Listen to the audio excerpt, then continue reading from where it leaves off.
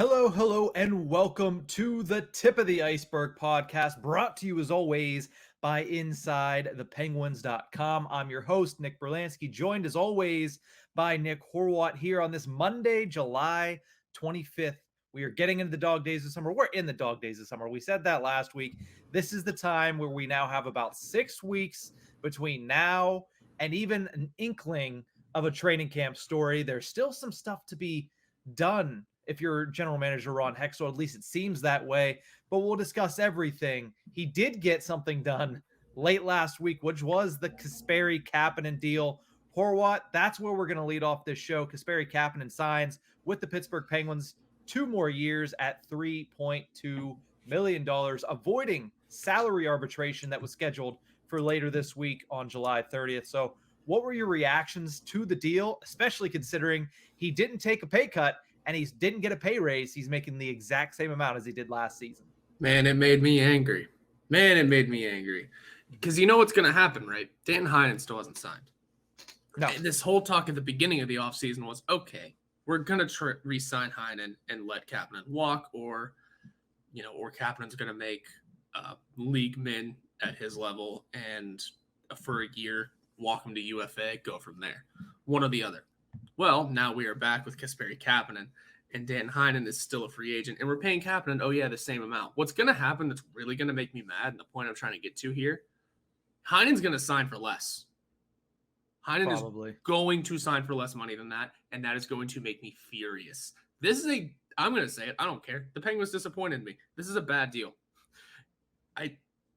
Kasperi Kapanen may have rebuilt his, his adulthoodness up. Not even that, but like his adulthood is off the ice stuff. I mean, he had maturity issues. That's the word. He had maturity issues in Toronto. Sure, he may have fixed that here in Pittsburgh, but that doesn't earn you $3.2 million a year. You know what does? Scoring goals, being consistent, helping this team win. He did none of that this year, and suddenly he's repaid for it. I get that Hextall said at the beginning of the offseason that he wants to see, and the team wants to see, an improved Kapanen next season. That's great. Make him earn it. Make him earn it. Because now he doesn't have to. Now he is coasting at that same price for hopefully more production. We all hope he does better. I don't think there's a question of that. It's just a matter of most of us probably didn't want him here. I mean, we were all clamoring for him to be traded at the deadline. And then we all wanted him to be voided out and sent to UFA status. The fact that he's here is not upsetting, but the fact that he's here goes against what we wanted. And then now it's at that price. It makes things hard. It's a hard pill to swallow. That's all it is. Do we want him to do better? Of course. He's going to be on our team. He's going to be playing for us. He might be playing with Malkin because our bottom six is terrible. He's one of the terrible players on the bottom six. So we just want to see him improved and actually play like he should be making $3.2 million for 2 seasons. Whereas, again, Dan Heinen is not going to make that much. I guarantee it. Well, here's the thing about this deal, and I think I'm on the opposite end of you partially, and that's the fact that it is okay that Kasperi Kapanen is back. That's not a bad move to bring him back. But I do agree that bringing him back at the same amount that he was making last year when he scored 11 goals and 32 points in 79 games is not enough.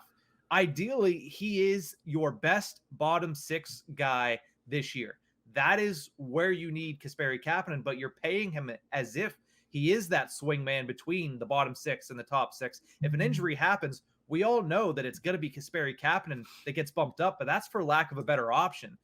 With him making 3.2 and signing to the same amount that he made the last 2 seasons, because 2 years ago when he was first brought back to the Pittsburgh Penguins, he was all right. He played fairly decently, scored 30 points in 40 games, was playing well with Evgeny Malkin, but his shooting percentage was way high. It was at 16.4 or something percent.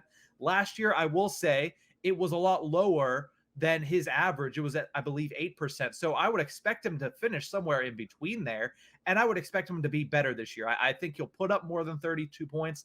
But again, I was expecting the Penguins and Hextall to have him sign a show me contract. The same thing that Heinen was on last year, the same thing that Evan Rodriguez signed after he was initially making $2 million with the Pittsburgh Penguins when they first acquired him from the Buffalo Sabres. I thought that's what was coming for Kasperi Kapanen. The fact that he was able to get a multi-year contract at the same cap number, that I believe is a misstep on Ron Hextall's part to me. Absolutely. We can see the missteps pretty all over the place here. Again, I guess I should be a little more easy on him being a good player or not. We know he can perform. We've seen it before. We don't care that he is back per se. Sure, we don't mind him on the team. He can perform at certain times and at certain levels. He just has to prove it. It is the cap number. It is the 2 years, and it's the fact that it is not a show-me contract like his pretty clear peer in Danton Heinen got last year. And again, now Danton Heinen doesn't have a contract at all with anyone. And I think me always making that comparison in my head is really what pulls this down for me. So the fact that Heinen isn't getting this, if we would have signed Heinen to this money, I would have thought it was an overpayment, but not by much. And I would have accepted it a little more than I am with Kasperi Kapanen right now. Yeah. Do I believe Kapanen can turn it around? I don't know. I don't know. He went all of last season not performing at all. I think if he's able to turn it around, sure. Fine, whatever. Because it's not a high number. $3.2 million is not a high number in terms of hockey, especially in free agency. But, Max Domi's making less than him. Well, all of a sudden, comparables. But regardless, I think it's an interesting deal. I'm not super excited about it, but I sure hope things can be fixed from it for him. Well, you kind of opened a box there when talking about next season for Kasperi Kapanen. So let's go through that door right now. What are your expectations for Kapanen this season? It can be a point expectation or just overall how you evaluate what you believe he's going to do for the Penguins this next season. I have to be confident. That he's going to score more than 32 points. If let's say he plays all 82, I would hope it pushes 50. 50 points. I mean, that's about where I think most people would like to see Kasperi Kapanen, and I agree. I think that he could bounce back. A big reason for why he wasn't playing well last year is he got off to such a slow start, and then he never had the confidence to turn it around, and it just made his play worse and worse because he was forcing things to happen because he felt that pressure because his confidence wasn't there, and it was turnover city all over again, and all those turnovers made him look that much worse. If he can start from a better standpoint mentally this season and get off to a hot start, you're not going to see the same Kasperi Kapanen. You look at what he did last season, he had the lowest shooting percentage since 2017 at 8.5. The year prior, I mentioned it, 16.2% in 2019-20. If he can split the difference there, he's going to score more goals. I'm probably going to put him between 15 to 20 goals. I think if he gets to the 20-goal mark, you just ignore everything that we've said. You just say, all right, you know what? It worked out. Hextall looks like a genius now. I think he ends up between the 15 to 20 goal mark. If he ends up at 15, you say, okay, it's fine. It's still an overpayment. But if he ends up on the higher part of that spectrum, that's when you look at Hextall and say, oh, he must have seen something that most people didn't in Kasperi Kapanen between these past two seasons. And then when it comes to the point total, I agree with you. I think somewhere between 45 and 50 points is where I expect him to finish. This absolutely can be a home run of a deal. It can be. We just need to see it. I think if he's able to do anything near what he did in 2021, which was in 40 games, he scored 30 points. All right, here, let's just double that up. If he can get anything like that, which would be 60 and 80, hell yeah, we will take that every day of the week, and then we'll look at that deal and go, great, knocked it out of the park. It's a home run. Ron Hextall's a genius. It's a bargain at that point. Yeah, exactly. We don't have to – I mean, Ron Hextall has done so much this summer already that it's quite interesting that we look at this one deal and it just lowers his overall performance from the summer. I eventually want to get into each move, like into the dichotomy of each thing he's done in the story. So we'll see where that goes. But it's impressive that this one deal can really bring down your thoughts on a general manager. But And it's interesting because, like you said, he's made so many moves, but I feel like his best move was his first move in re-signing Brian Russ. That was the best contract I think he signed all offseason, the best Yeah. trade, whatever. The best move he's made was that Brian Russ contract. And I feel like the worst move he's made is the latest one, is the Kasperi Kapanen one. So we always say sports is a what have you done for me lately thing. And that same goes true here in the offseason for Ron Hextall. Now, I do want to touch on something before we move on to the next segment, and it's really about the Penguins' bottom six. I said a little bit earlier in the show right now that Kapanen is your best bottom six player right now, and we're all upset about where Kasperi Kapanen was signed to. So what does that say about the overall appearance of what is going to be the Penguins' bottom six? But what I want to ask Horwat, and I have a probably differing opinion than you, is what is your overall opinion of the bottom six, and do you think people are overreacting to what you're seeing right now? I don't think it's good. I mean, it's looking at the bottom six. It's what Carter and Bluger down the middle. We have Kapanen sitting down there. Brock McGinn down there. Okay, those are fun. All four of those names are perfectly okay. Mm-hmm. Nothing better than that.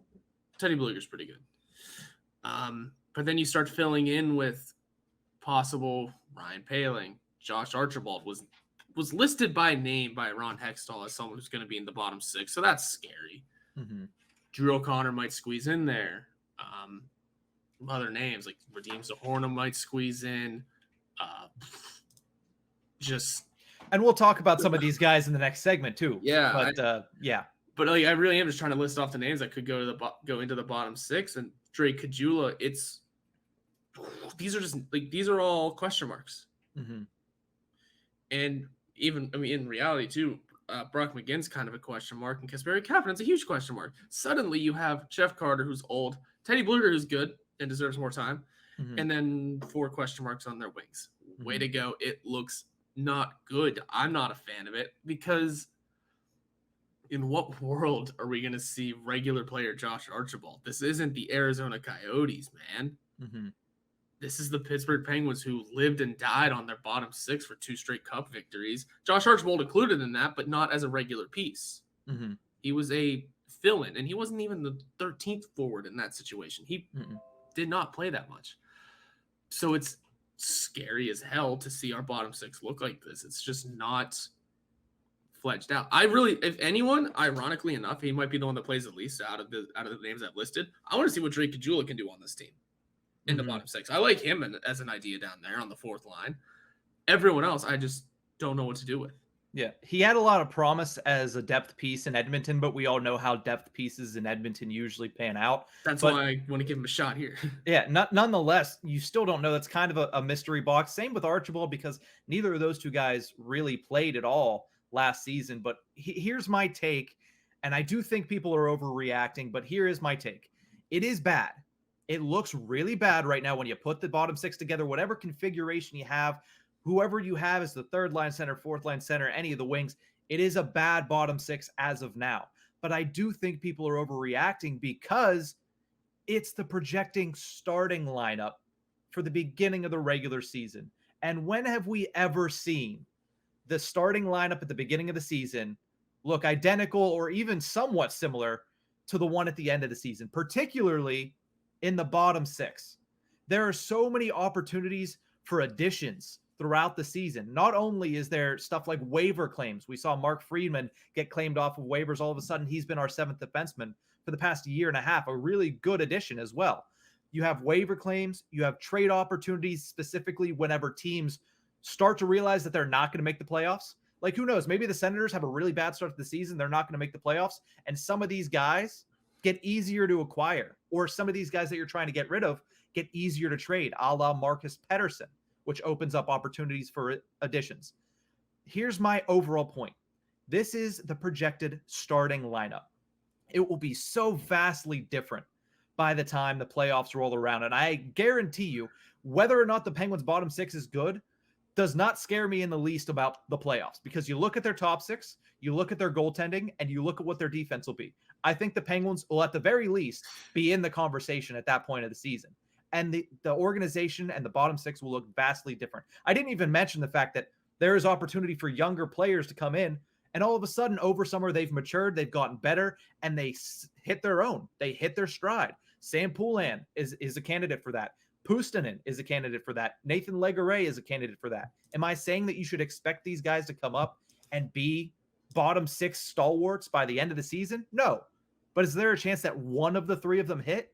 Yes. And if they do, does that not make the bottom 6 look better? It does. So with everybody overreacting, it is just based on what it is, but it's not what it's going to end up being. So I think everybody needs to take a breath a little bit and not overreact to what you're seeing in the middle of July when we still even have 2 months before the season starts, let alone the midpoint of the season and the playoffs where the lineup is going to look vastly different. Yeah, you're definitely looking further ahead than I am. I really am just kind of looking at what's on paper right now. And every time I look at the bottom 6, I do have to preface in my head that we're still over the cap. Something else has to change. Something else has to be done here. Yeah. It might be to our defense and not our bottom 6, but still. And our bottoms, you mentioned, like, I'm not going to argue or throw an argument out there for sake of arguing, but our bottom 6 at the beginning of last year, aside from the change of Zach Aston Reese, looked fairly similar to the one in the playoffs. Mm-hmm. Carter and Bluger down the center. Granted, injuries helped Carter be bumped to the 3rd. Maybe there was Rodrigo, but Rodrigo's already down there. Mm-hmm. So things had to switch around and move and change. But Carter and Bluger down the center. We still had Heinen and McGinn on the left. And then I'm trying to remember the right. Kapanen was on the second line to start the season, I believe. Mm-hmm. But again, Zach Aston Reese and I think it was just Evan Rodriguez again. Yeah. That was, aside from Aston Reese, that was our bottom 6 in the postseason. I call bullshit. I call bullshit. That was the bottom 6, yes, but I call bullshit that you're saying it looked much better because Evan Rodriguez, nobody liked going into last season. I will argue that till death. No. Like, there's certain people that liked him, but don't sit here and say that like the bottom 6 is in such a worse position when last year you looked at the right side and Evan Rodriguez and Zach Aston Reese, and most people said you're getting no goal scoring from either of them. So if you're saying that it's okay because you look at last season, it was so much better because you had Heinen, who, let's also not forget, was, hey, maybe he can turn it around. But the year prior, he was awful in Anaheim. Mm-hmm. And Evan Rodriguez, who had never amounted to basically anything in his entire NHL career, and say that it's so much better than what we have now, because realistically, it's the same thing. It's magic eggs. We don't know what's going to happen because it's all people that we haven't seen. And also, we don't even know even more so this year because there's so many different names that could go into that roster. Right, and I wasn't even trying to say that like the bottom 6 was better or worse. I didn't want Evan Rodriguez in our lineup at all until he started scoring. I was saying that we had, like you had mentioned, how the bottom 6 will change over the course of a season. Mm-hmm. I was kind of saying how it really didn't for us. Mm-hmm. For game 1 and game 82 was kind of the same, whereas games 2 through 81 were everything else because of injuries and nonsense. But overall, everything was kind of the same. Well, and I'll also argue that fact with this. The Penguins had nothing to do, like no space to do anything, and they needed a top 6 guy. This year, they're not going to need to add another top 6 winger. So they're going to be able to focus on the bottom 6 and have more cap space to do so. So I think you'll see more changes this year than last year, just as a peak argument to what you were saying. I sure hope we have the cap space to do it because we have negative to do so right now. Well, right now, but it's easier to offload people when you don't have Malkin at 9.5, Letang at 7.25. Those guys coming down means if you move somebody else, it opens the room for a bottom 6 guy, which you're not going to need as much cap space to acquire a better bottom 6 forward. Boy, I hope so. I hope so. That's where I'm at. It might be a little hopeful, but that's where I'm at. But we're going to take a quick break. Oh, sorry. Go ahead. Did you have one last thing to say? Yeah, because a lot of these guys that we listed off here, Paling, Archibald, Kujula, I forget how many of them. Only one of them played more than like 10 games last season. Paling. So these guys had to play first. Mm-hmm. So yeah. And again, same thing as what I said earlier with, Legare, Puustinen. If one of those 3 guys pans out, then you're fine. Like, you don't need all 3 of those guys to pan out, but the odds that one of them will be better than awful is pretty good. So that's what I'm hanging my hat on. But we're going to take a quick break. When we come back, we're going to play a little game of more or less. We'll describe that after the break.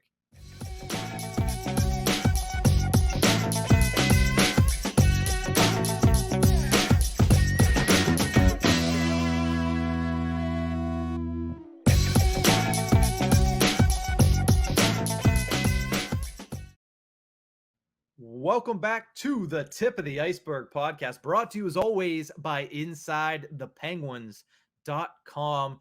We talked about depth pieces there at the end. I don't want to get into this game of more or less. What we're basically going to do is we're going to look at some of these Pittsburgh Penguins players that played in short stints or played a little bit of the season last year, and we'll give our opinions on whether or not we're going to see more or less of them heading into this next year. And I want to start in that Penguins bottom six. That's where actually the first three names are going to come from, because that's really where a lot of this is going to happen. But Drew O'Connor, young forward, bigger bodied guy, likes to play physical, showed a little bit of a forechecking acumen in the playoffs last year. He played in 22 regular season games last season, Horwat. Do you think we'll see more or less of Drew O'Connor next year? I'm going to say more because the organization has spoken very highly of him. I think they're just going to not force feed him to us, but they really are going to kind of make it a sink or swim season for him. They're going to toss him to the Wolves and say, all right, now's your time. Do it. So I'm going to say that we see more of him just because the organization thinks it is his time to genuinely do the thing or find a new home. So I think it'll be a bit of a forced, we're going to see more of him. And it might not be a bad thing in any sort of way. I think he's a good player. I think he can really do something with this team. He just has to, do it. So I think for better or worse, it's going to be a force. We'll see more of him. I don't know. I feel like they've shown us in the offseason that they're not going to force a guy like Drew O'Connor into the lineup simply because they've added so many options down. Yeah. So I think there's going to genuinely be an open competition for those last, I believe we said 2 spots, because you have Bluger, Carter, McKinn, and Kapanen, who are all going to take the first 4. So I think there's going to be genuine competition for the last 2. But I do think Drew O'Connor does have a heads up because, one, he's played in the system before. He played 22 games last season, and a lot of people have spoken highly about him, from Mike Sullivan to Ron Hextall. They like the way he plays. He is a bigger body, which is something that Brian Burke and Hextall are looking for on the back end of both the forward and the defense core.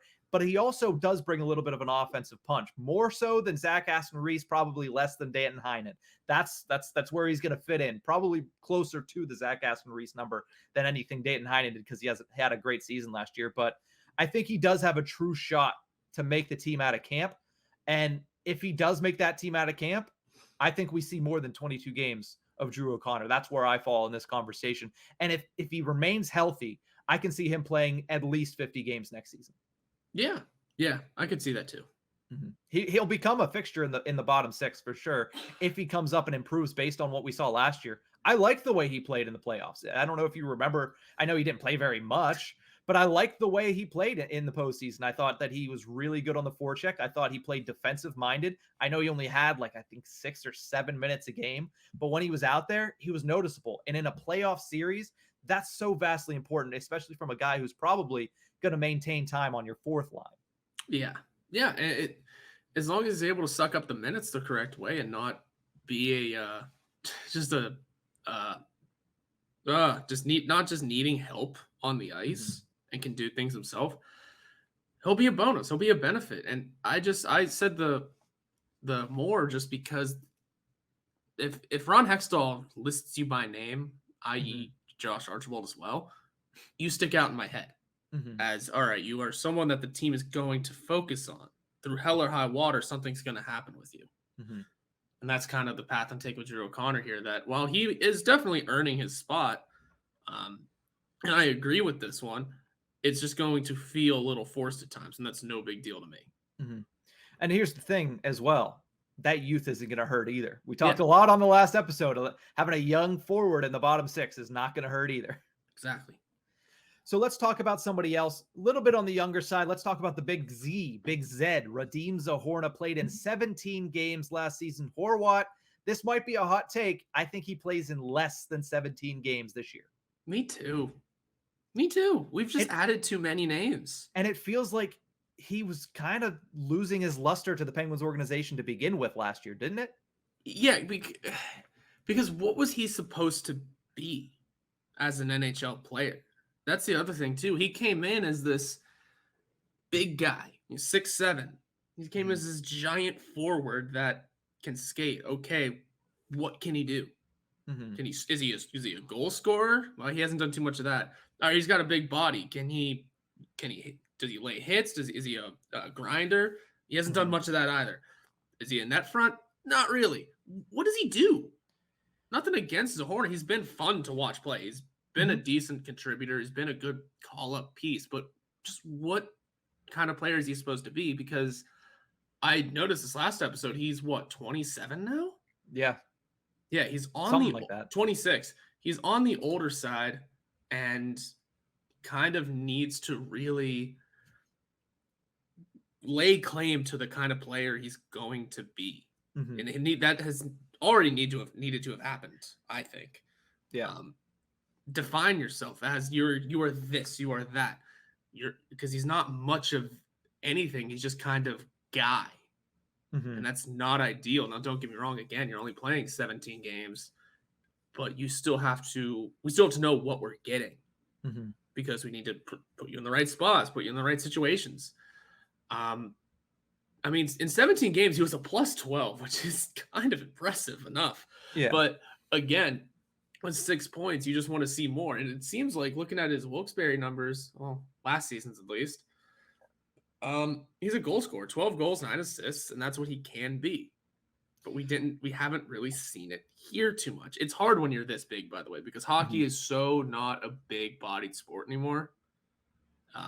It's hard to really be, 6'7", 6'6", I guess I should get it correct. 6'6" and a good player in a way, or a useful player. You have to really define yourself, and he hasn't done that. Here's what I'll do it for you. I will define what Radim Zohorna is as an NHL player. He is Anthony Angelo. He is a guy that once you have injuries is perfectly fine. I think Zohorna is a little bit better than Anthony Angelo to put that on the record, but Yes. it's what it is. Like that type of player. I'm never going to be an everyday NHL player, but if you have an injury, perfectly serviceable. Perfectly serviceable. But I think when I look at the Penguins organization and what Ron Hextall has done this offseason, feels like they have more faith in guys like Archibald and Kajula to get spots over him. Now, he's probably going to be in the mix there in training camp for those last 2 spots, but I do feel like he's a little bit behind those guys, and there's young guys coming up behind him that are probably going to push him out. I don't think Zohorna has the pure scoring talent to push guys out of the lineup, and he doesn't really play special teams. So there's nothing that screams Radim Zohorna needs to be in this lineup when there's other guys like a Drew O'Connor where there's things that's like, yeah, that would be really useful. There's a guy like Valtteri Pustin who we'll talk about in a second. Yeah, he has the scoring talent. He's younger. He has this and that, and that's something that Radim Zohorna is just lacking. So that's why I think less than 17 games. Maybe more than 7, but less than 17. And I don't know about that either. We'll have to wait and see, but definitely less than 17. So let's talk about Pustin. I just mentioned him. He played in 1 game. So realistically, this one's going to get interesting. Horwat, Valtteri Pustin, more or less than 1 game at the NHL level this year? Man, more. Just because it's 1, I'm going to say more, but it's not by much. It is not going to be by much. Because this team has just added too many names that are going to jump him in line. Yeah. And not for the better in his case. They've just added too many names that are going to make the lineup before him, i.e. Trey Kajula, Josh Archibald, Ryan Poehling. Let's toss in the re-signing of Alex Nylander in there. Maybe Sam Poulin gets in before him. Maybe Radim Zohorna gets in before him. There's too many names all of a sudden in front of him in line, not to his benefit. So will he get more than 1 game? Probably. Might get 2 or 3. That's a bonus. But let's say he had played the Radim Zohorna number last year, 17. I would have said less, just because there are so many names in front of him. So put it this way, I'm thinking he's going to get more than 1, might not get more than 5. Yeah. While there is quantity in the number of people ahead of him, I feel like heading into training camp, the quality has come down. We talked about it earlier in the show. True. Because last year, you look at the people that are gone from last year that were in the roles that Pustin would fill. Danton Heinen, Evan Rodriguez, even Brian Boyle. Those guys are gone. Pustin is a guy who he is younger. is the 7th round pick of the Pittsburgh Penguins. He is a scoring threat. He's not really a defensive force. He's more of a scoring type guy. He led Wilkes-Barre in points last year. I don't think he makes the team out of camp, which is what I was hoping at the outset of the summer. When I look at the landscape now, I don't believe that Valtteri Puustinen makes the team out of camp. But I'm going to stake my claim right here, and we can mark it. We can come back to it. It could be old takes exposed. I think Valtteri Puustinen is a lineup regular by the end of this season. And I wouldn't hate that. That's something I want to see. I want to see some injection of youth scoring and youth production on this team. He could be a key piece to that, especially with Bjorkquist going back to Finland. Another name. Well, he can't come back now. He has to at least play there a year. So we'll come back to him next year. That's another name that's not in front of Puustinen. Yeah, it's another name that's not there for sure. And I just listed those names because sometimes when it comes to call-ups, if you know they're just going to be short-term, you go for the NHL experience over actual skill. That's kind of what makes certain call-ups really questionable. So it'll just be interesting to see where that one goes specifically because we know he doesn't have the NHL experience and he's only played one game. He's a point per game player, but still, from there, it's like I mentioned, you got Kajula who could really be a solid bottom 6 contributor. You have now the names escape me. Ryan Poehling, who's another young guy who can do stuff in the future. Maybe redeems the Hornet because he has a little bit more NHL experience and is more defined in who he is. Just depends on how things play out. I just still don't see it because there are so many names in front of them. It is weird because you mentioned that, and I fully agree that if it's a spot start or you're stepping in for an injured player for 3 or 4 games, they usually go for the Anthony Angelos, redeems the Hornets, and I'm sure that'll be the same here. But they did bring up Puustinen for that one game and then send him down, which was a little strange. But I do agree, if Puustinen gets brought up this year, it's going to be because he's undeniably outgrown the Wilkes-Barre Scranton Penguins and outgrown the AHL level of play, not because of injury. I think there are other guys ahead of them for that. So, but I still believe that he'll be up by the end of the season. I hope so. So let's move over to the final one of this segment, and this going to the blue line because there's been so many moves on the Pittsburgh Penguins blue line, bringing in 3 more defensemen, sending out only 2, and now they're at 9. And I think when you look at the depth chart, the guy that sits at 5th on both the left and the right side is probably Mark Friedman. Friedman played in 26 games last season. Horwat, will we see Mark Friedman for more or less than 26 games next season? I would hope more. Hope more, but that Pedersen move has to happen.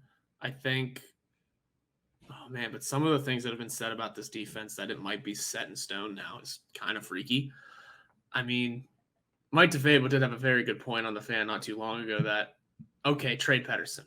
We know Dumoulin's an injury-prone player, though. Then what? Now who are you down to? Because you got rid of Mike Matheson. Who are you down to? P.O. Joseph? That doesn't sound fun on the first line yet. I'm forgetting names now. Ty Smith, he has to rebuild his career first. He's in his 3rd year. He's got to rebuild his play first. All right, Mark Friedman, 3rd pairing at best. A fun 3rd pairing defenseman. So I think he made a very good point there. Unless we ship off Dumoulin and we have that much faith in Pedersen to be the one left. I think Friedman probably plays. Yeah, I'm going to say he plays more than 26 just because how injury prone our defense really is this year. He can play either side. We've seen him play either side, and is the easy spot fill. We don't know what Ty Smith is yet. Maybe he gets healthy scratched quite a lot because he just hasn't been able to do it. Maybe he starts in Wilkes-Barre. Exactly. So then there's Mark Friedman right there. What if, like we mentioned, what if Dumoulin gets hurt and you have to bump Pedersen up? All right, well then there's Mark Friedman in as your 3rd pairing. Not bad. There's a couple games there. Even on the right side, suddenly we didn't want Jan Rudo around that long, even though we signed him and didn't trade for him. Whatever. Well, now he's traded off. Well, now we needed the spot on the right side. Friedman filled in. I don't know. There's a lot that can happen, so I'm going to say Mark Friedman plays more because he's a Hextall guy, for one. Yeah. He is. And 2, he is a ton of fun to watch and can be a good 3rd pairing defenseman. And we know this team is not shy about injuries. So I say he plays more than 26. Mark Friedman, Drafted, claimed, and re-signed all by Ron Hextall, and for 2 different organizations. That is his guy. Let's not forget, and I wrote a story for InsideThePenguins.com on Mark Friedman and how his role is so undefined now after all these moves. It kind of leaves him in the woods. But the one thing that you realize is he was drafted initially by Hextall. He was the first move made by Ron Hextall when he got the Penguins job. Just 10 days after he got hired, Mark Friedman was claimed from the Philadelphia Flyers, and he got re-signed in March. Like, this isn't just a re-signing that happened a while ago. This is a re-signing in March when Ron Hextall, you had to believe, had the understanding that something might happen in the offseason where I'm going to have to trade and reshape my defense. Friedman is clearly a part of Hextall's plans. It's just undefined as to where that is. Is that a fail-safe? Is that somebody that he wants to use? Clearly, whenever the defense is moving towards a heavier and larger role on the back end, the 5'11" Mark Friedman, you wouldn't think kind of fits into that. But the way he plays almost does, because he's kind of a pit bull out there. So it's weird.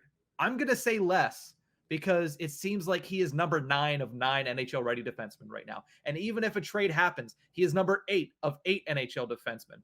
And I don't think he gets in for more than 26 games. I think he's going to end up being an injury replacement for the bottom pair. Not totally wrong about that either. We just have such a logjam that something needs to get figured out. It's an interesting situation, especially because we're sitting here on July 25th. Yeah. And we know there's something that has to happen. Like, we know there's another shoe to drop while we're talking about this. But as it stands right now, I don't see how Mark Friedman gets into that defense unless there's an injury. They're not going to play Ty Smith in the first half of the year. Like, if their plan for Ty Smith is go down to the minors, regain your confidence, recapture your game that you showed in your rookie year 2 years ago, and then we'll bring you up. And the same goes for P.O. Joseph, then maybe. But that's a lot of thens and ifs for Mark Friedman to play over 26 games, which is over a quarter of the season. And obviously, you know the Penguins are injury prone, but you just hope that that's not the case this season. So you don't know what's going to happen with that. Because if you look at last year, after a rough start, the Penguins were healthy on the blue line for the majority of the year. So I don't know. I just have a feeling that we're not going to see a lot of Friedman this year. That could be true too. We just know GMs love their guys. Speaking of GMs, let's move over and finish this episode off with our weekly Pens poll, which we asked, will Penguins GM Ron Hextall trade another defenseman before the start of training camp? Not the start of the season, but before the start of training camp. And if so, who will it be? The majority of voters on our Twitter page at Ice-Burgh Podcast said, yes, there will be a trade before training camp. And yes, it will be Marcus Pettersson. 58% of the vote goes to yes and Marcus Pettersson. 22% believe that Brian Dumoulin gets traded before the start of training camp. 15% just flat out said no, there's not going to be another trade before training camp. And 5% said yes, but it's not going to be one of the 2 listed above. Rory said it'll be either Friedman or Ruhwedel, thinking a depth piece gets moved. Brandon said it should be Dumo, but it's probably going to be Marcus Pettersson. Our good buddy State of Hoppy, friend of the show, says, why not both? Which would open up a whole lot of cap space for the Pittsburgh Penguins, but would leave the Penguins with a very interesting left side, that's for sure. And Wesley said maybe POJ, but most likely Marcus Pettersson. Horwat, let me pose the question to you. Will there be another trade? And if so, who do you believe it will be before training camp? I don't think there's going to be another one. Really? I really don't. We're not going to. He may have 1 year left, and his play may have just deteriorated into all hell. I don't see us trading away Brian Dumoulin. We brought Chris Letang back, and he is probably going to want his buddy.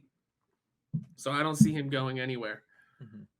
Tack on, modified, no trade. He's going to use that to the fullest extent, most likely, because who knows what kind of spot he'd be in on any other team in this league.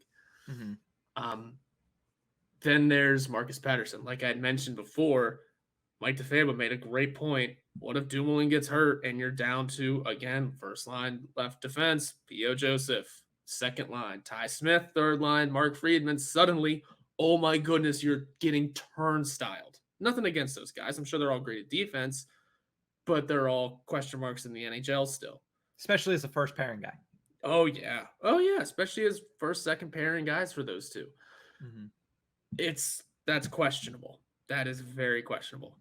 So I think Patterson sticks around despite everyone's knowledge. I mean, in overall, I would want Dumoulin to be the one that gets traded, Mm-hmm. but I just don't see. He's also probably the easiest one to move because he has 1 year left. Mm-hmm. You can flex that muscle of he's got 1 year left. We don't need much back. However you want to roll with it. But I just don't see that one happening. The Ruido one's interesting. The Ruido one's very interesting. I think I didn't think of that one. Mm-hmm. But then there's really not much else. I for the love of God don't want to trade P.O. Joseph, but since he's not Hextall's guy, that my hopes and dreams could be crushed. Mm-hmm. But that's at least a player you can get a lot back for. I just don't see another trade happening now. I just don't anymore because we're pretty set in stone, it looks like. You know, down the left, Dumoulin, Pedersen, maybe P.O. Joseph, maybe Ty Smith. Down the right, Letang, Petrie, hopefully Jan Ruda. Nothing against Chad Ruedel, but I want to see what Jan Ruda can do in this organization first. Mm-hmm. And then your first guys up are Ruedel and Friedman. Mm-hmm. Or Ty Smith. It's a logjam, yeah, but I think Mm-hmm. I think we're stuck with it for yet another season. So strap in. I think there is going to be a trade. That's where I am. Boy, I hope so. I just don't think there is. But not before training camp. That's where I sit. I feel like right now, especially we've talked about it several times on this show, the Pittsburgh Penguins are prone to getting injured. And last year, they didn't really take it on the chin as much on the blue line, which means, law of averages this year might not go well for the, knock on wood, hopefully it does. But if somebody gets injured on the blue line, there's a lot of question marks there. And P.O. Joseph, is he ready? Ty Smith, can he bounce back and be the guy we've seen? Mark Freeman, can he handle a heavier workload? Jan Ruda, can he? Jeff Petrie, what is he? Brian Dumoulin, he's coming off a torn MCL. There's a lot of questions on the blue line. Yep. So I feel like that's something that Ron Hextall doesn't want to gamble with going into next season. It's easier that maybe at some point next season you say, okay, we're a little further down the road. Our bottom six needs some help. And we can see that P.O. Joseph has had a pretty good season so far in Wilkes-Barre. Ty Smith seems to be turning it around at a new organization. Mark Friedman seems consistent. Jeff Petrie is playing really well. Then he can take the gamble and say, all right, Dumoulin or Pedersen, one of those two can get traded. Probably Dumoulin because he's on an expiring contract. Mm-hmm. And at that point, that opens up the space for a bottom six guy. But I think that Ron Hextall, looking at the question marks on the blue line, I think that he might – now, of course, nobody actually knows. I'll say that. He might be looking at this and saying, I want to hold as many cards as I can in case of emergency early in the season. And then as the year progresses, he says, okay, I'll take that gamble to get that help in the bottom six. That's where I feel that he is at. I think there's going to be a trade coming. I don't think he gets through the entire season without trading another defenseman. But I don't think it happens before training camp. No, I definitely don't think he makes it through the season. Mm-hmm. I hope, man. Like I said, I do want to see another trade happen. I just don't foresee it. I don't know why. I just think and plus these names aren't bad names, by the way. Let's just also be honest with ourselves here. Mm-hmm. Chris Letang, we know what he can do for at least the next 4 seasons. Jeff Petrie's going to be an interesting name, but at least we know this season he might be pretty okay. Jan Ruda's coming off of 3 straight appearances in the Stanley Cup final. I think he's going to be okay, guys. Mm-hmm. And he was not a key contributor, but he was a good piece for those Lightning teams all 3 seasons. So I could see him being a decent piece here in the right role. Down the left side, Dumoulin's got to rebuild his stuff, man. He really does. But we know what he's done before, and we know and we hope he can do it again, despite aging and despite continuously being injured. Mm-hmm. I think Marcus Pettersson is also at the point, much like Radim Zahorna from earlier in this episode, he's got to really define who he is as an NHL player. I disagree. I think he's defined himself as a really stout defensive defenseman. He's a top 4 defenseman. I don't think he's a top line defenseman, right, but he's a top 4 defenseman that plays a really stay-at-home style, and I think he does it pretty well. It's just he does it for a cap number that doesn't really match what he brings to the team. Maybe that's what I'm looking at there. That's the issue. Yeah, maybe that's what I'm looking at there. But something needs to give, and he needs to really improve and make that number worth it. Mhm. Then you got Ty Smith. He just needs to rebuild his play. P.O. Joseph has to really be given a shot. Mhm. Mark Friedman, as much as we love watching Mark Friedman play, there just might not be room. So it's interesting. I want to see something happen, but I just doubt it. Well, we'll have to wait and see. And if something does happen, the first place that you should come to talk about it or listen to us talk about it is the Tip of the Ice-Burgh podcast. But that's going to do it for this episode. Thank you guys so much for tuning in. We'll be back Thursday with a brand new episode, more Penguins talk to come as we are winding down the month of July, heading for a hopefully slow month, hopefully not slow month, to be completely honest. I would love to see some Penguins news in the month of August, but nonetheless, we'll be back on Thursday with more Penguins talk. Thank you guys so much. Have a great week, Pens fans.